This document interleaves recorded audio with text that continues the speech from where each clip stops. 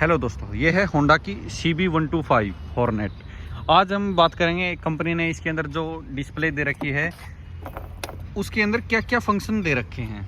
ये एक TFT display है जो कि काफ़ी अच्छी है, इन्फॉर्मेशन भी काफ़ी अच्छी शो करती है। ये अभी जैसे आपको दिख रही होंगी, मैं आपको बेसिक इन्फॉर्मेशन बताता हूँ। हालांकि मैं इसके अंदर सिर्फ बेसिक इन्फॉर्मेशन नहीं बताऊंगा, आपको डीपली बताऊंगा जाके कि क्या क्या इसके अंदर फंक्शन है और किस फंक्शन को हम कैसे यूज़ कर सकते हैं। ये आ गया इको इंडिकेटर की बाइक इको मोड में चल रही है या नहीं। ये RPM मीटर आ गया, ये न्यूट्रल है, ये बीच में दे रखा है साइड स्टैंड के लिए। जैसे अभी मैं साइड स्टैंड हटाता हूँ तो ये चला जाता है, ठीक है। उसके बाद ये गियर पोजीशन इंडिकेटर आ गया। ये फ्यूल एफिशिएंसी के लिए मतलब फ्यूल टैंक का आ गया कि भाई कितना टैंक में फ्यूल है। अभी जैसे एक डंडा दिखा रहा है, इसका मतलब फ्यूल काफ़ी कम है। इसके अंदर ही एक ऑप्शन दे रखा है, मैं साथ के साथ इस तरीके से बताता रहूँगा कि हर एक चीज़ के जो सारे फंक्शन है एक बार में बता दूंगा। इसके अंदर एक फंक्शन दे रखा है कंपनी ने, रेंज यहीं से बताएगा कि भाई यहीं पे आएगी। जब रेंज दिखाएगा तब ये मीटर नहीं दिखाएगा, जब ये मीटर दिखाएगा तब रेंज नहीं दिखाएगा कि भाई कितनी चल सकती है। ये बटन है जिनसे आप इस जो डिस्प्ले है इसको कंट्रोल करोगे। तो पहले कर लेते हैं आप चेक कि भाई फ्यूल एफिशिएंसी वाला जो मीटर है, इस वाला फ्यूल लेवल वाला, यहाँ पे रेंज कैसे शो करेगा तो वो चीज़ मैं आपको बता देता हूँ।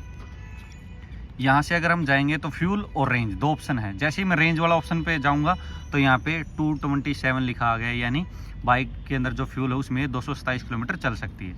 जैसे ही ऊपर करूँगा तो ये इस टाइप से आ जाएगा। उसके बाद आ जाते हैं हम नीचे, यहाँ पे दे रखी है इसकी जो नॉर्मल इन्फॉर्मेशन है, बाइक कितनी चली हुई है। जैसे कि यहीं से स्टार्ट कर लेते हैं हम। ये आता है खाली, यहाँ पे कुछ नहीं आता।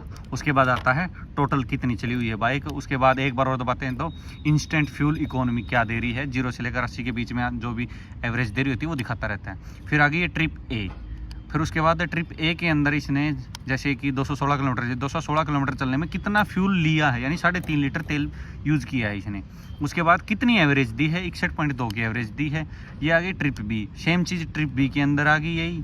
और एवरेज स्पीड क्या रही है बाइक की, 20, 25, 30 जिस तरीके से हम चलाएंगे वो इसमें आ जाएगी, ठीक है। उसके बाद आ जाते हैं यहाँ पे, यहाँ पे आ गया इस बाइक का मतलब टाइम दिखा रहा है, क्या टाइम हुआ है।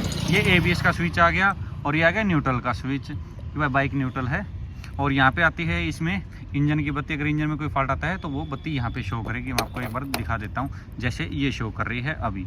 और इंडिकेटर के लिए ऊपर दे रखे हैं दोनों साइड यहाँ पे, ठीक है। तो अब बात करते हैं हम इसके अंदर, ये ट्रिप ए ट्रिप बी को रीसेट करने के लिए नीचे आते हैं आगे सेटिंग के अंदर हम जाते हैं। तो सेटिंग के अंदर क्या क्या फंक्शन दे रखे हैं वो बता देता हूँ मैं आपको। नंबर 1, ट्रिप ए अपने आप रीसेट होनी चाहिए, इको इंडिकेटर शो करना चाहिए या नहीं करना चाहिए। उसके बाद आगे डिस्प्ले कितने टाइप की है, सिंपल या बार के अंदर क्या होता है, RPM मीटर शो करता है। सिंपल के अंदर RPM मीटर शो नहीं करता, सिर्फ 0, 1, 2, 3, 4 ये स्पीड शो करता है।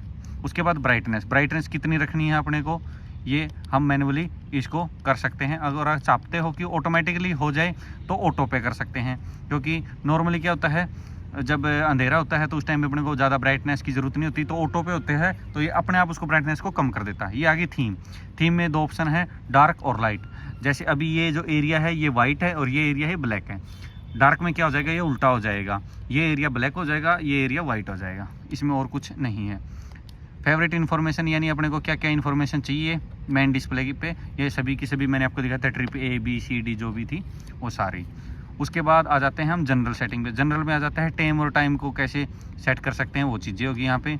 उसके बाद यूनिट, यानी जो एवरेज दिखा रहा है वो 1 लीटर में कितने किलोमीटर चलेगी वो दिखानी है, या फिर 100 किलोमीटर चलने में कितना फ्यूल यूज़ करेगी उस तरीके से दिखानी है। ये दोनों ऑप्शन आते हैं इसके अंदर।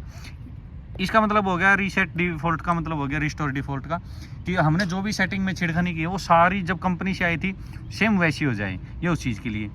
ये हो गया ब्लूटूथ पेयर के लिए, अगर आपको कोई इसके साथ ब्लूटूथ को कनेक्ट करना है, ये उस चीज़ के लिए, ये इसका दबाओ और ब्लूटूथ को कनेक्ट कर लो आप बाइक के साथ, ये आ गया उस चीज़ का।